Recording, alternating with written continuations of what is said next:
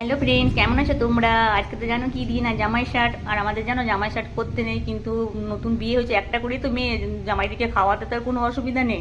আর shirt মানে জামাই shirt, বুঝতে পারছো জামাই কি বলতে হয় তারপরে লাইনটা সেটা বলতে নেই, সেটা আমাদের জেঠ শ্বশুরের নাম। আর দেখো সকালে তপু পড়তে এসেছে, আর নন্দাদের কাছে সবজি কিনলাম। আর সকালে ওদের জন্য, মেয়েদের জন্য চাউমিন করেছি। তারপরে আমার ছোটদা মানে আমার ভাসুর আর আমার হাজবেন্ড দুজনে মিলে ওরা মাছ নিয়ে এলো, চিংড়ি মাছ, কাতলা মাছ, আর তোমার ইলিশ মাছ। চিংড়ি মাছের মালাইকারিটা বর্ষা করছে, আমার মেয়ে কাতলা মাছ খায়, এই মাছটা খায় না, ওই তোমার ইলিশ মাছটা।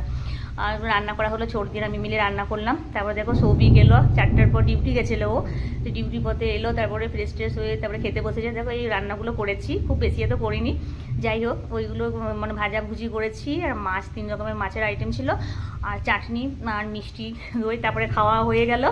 খাওয়ার পর বিকেলে তারপরে দেখছি হঠাৎ মেঘ চলে এলো, মানে খুব ভালো লাগলো, এত সুন্দর ওয়েদারটা ছিল। আমি দেখো উঠানে পুরো ঘুরে বেড়াচ্ছি, আর পুরো চিল্লাচ্ছে বাড়ির সবাই আমাকে যে বিদ্যুৎ চমকাচ্ছে। আর তারপরে কিছুক্ষণ পরে এত ঝড় এলো আর মেঘ এলো, একটু বৃষ্টি হলো 10-15 মিনিট।